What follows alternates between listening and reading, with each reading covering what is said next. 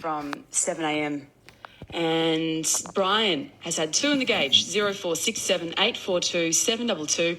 And you can also use that handy number to let me know your thoughts on how can we attract more women to take up trades. What do you think it is about trades in particular that kind of keeps women away? It seems like it's still very much a male-dominated industry. So how could we change that? 0467 842 722. Will says, hi Amber, is the lack of women in trades because those jobs just don't appeal to them?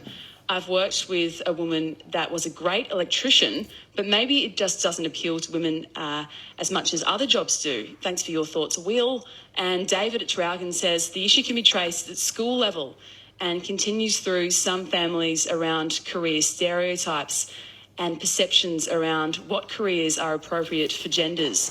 Companies can successfully implement gender employment initiatives whereby they actively employ women in non-traditional roles. The local power industry, your lawn, have done this successfully.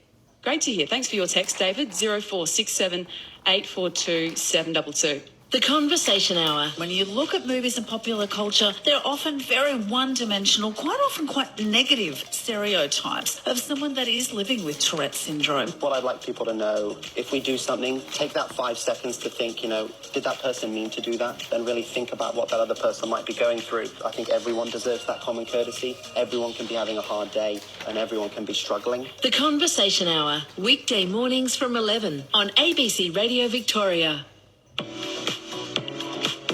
You're listening to ABC Gippsland. Growing up in Bairnsdale, Susan Alberti has become one of Australia's preeminent philanthropists, businesswomen, role models and mentors to young women, and now she can add another title to that huge list. She's become the patron of Tradeswomen Australia. How impressive is that? Welcome, Susan, and congratulations. Thank you. Good morning, everyone. Good morning. So how did you end up as patron? Well, it's been a passion of mine, women in trades. I was a registered builder, one of the only registered builders back in the 60s, and women just did not appear on the scene. There were no tradeswomen, and I just thought this was crazy, and I had an opportunity to make some inquiries and try and work out why women were not getting into trades, to discover that only 2% of all tradespeople are women. And I know that there are a lot of opportunities for women out there. The problem is taking them on as apprentices that I have discovered with builders, finding positions for them. There are plenty of women out there who want to take up trades, but they're trying to find jobs. And then I made a few more inquiries about schools and careers outlined to children. And I'm fine. I think I just heard a gentleman before sent you a text message. There are stereotypes about unless you go to university, you're a failure. Well, it's quite the opposite. You can have a fantastic career as a tradesperson and be successful and still have your youth by the time you're 30. But there are so many opportunities for women. And have you ever tried to get a tradesperson when you have a problem? They're just not available. We just do not have enough tradespeople in this country.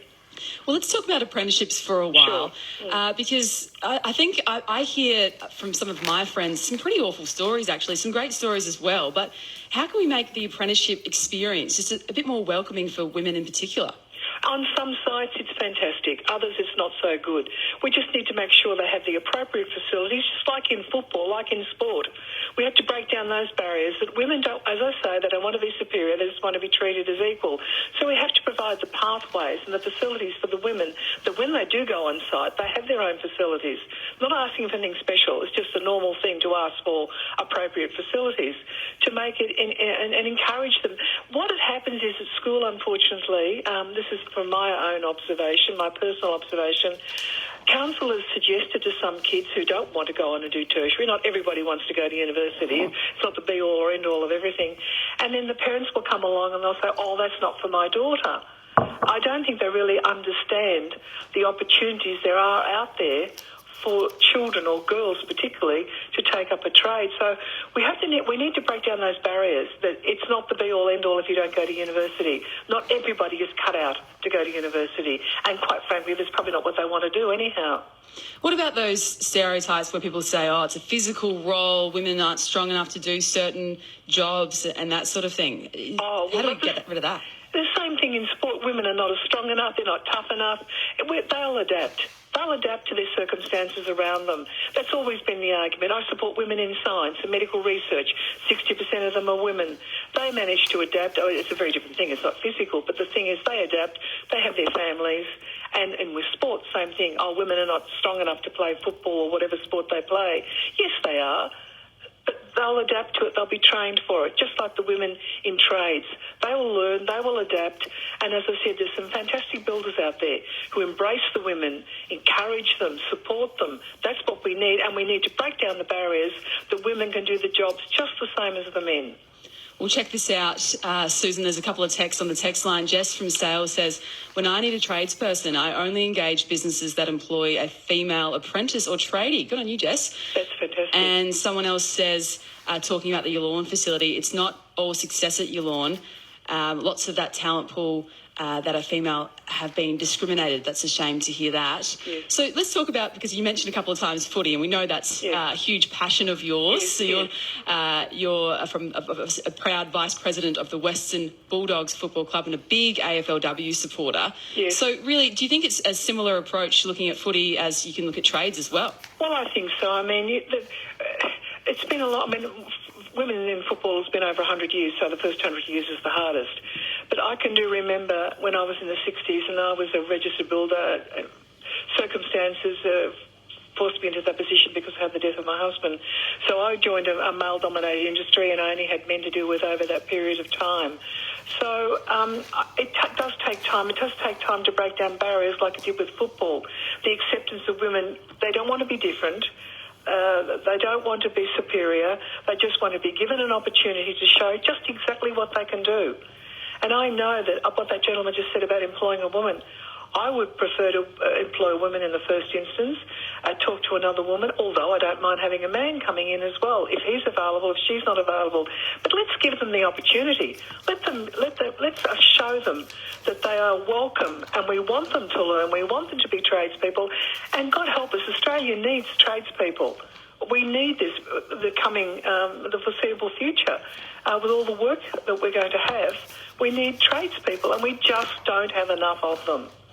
And if you're a female tradie, would love to hear from you. 1300 295 222. Maybe you've got a great positive experience, or maybe you have something else you'd like to say. 1300 295 222.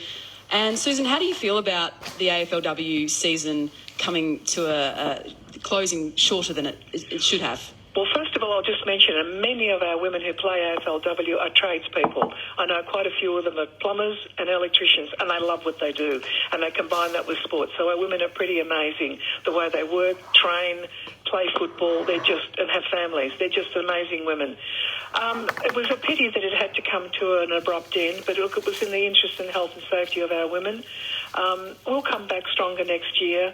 Again, it's getting, we've got nearly 600,000 people or women playing our game now. So who would have thought that a few years ago?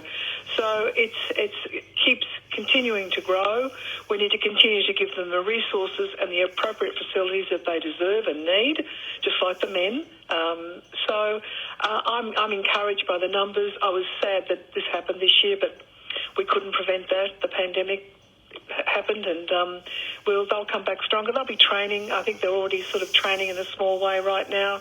They'll come back training a lot more in October, ready for the next season, and hopefully have some more teams. So, we've got 14 teams now playing. Fingers crows. And Bulldogs, I'll barrack for them second, but up the Crows for me personally. Thank you so much. That's okay. It's a pleasure. Susan Alberti, formerly of Bairnsdale. And how good is she? She's Vice President of the Western Bulldogs Football Club. And, she's from Tradeswomen of Australia now, the patron of Tradeswomen Australia. And on the text line, someone says, Susan Alberti, the best person to advocate for female tradies. Experienced and committed. Love hearing your thoughts. Right now, it's time for the news. It is 7:45.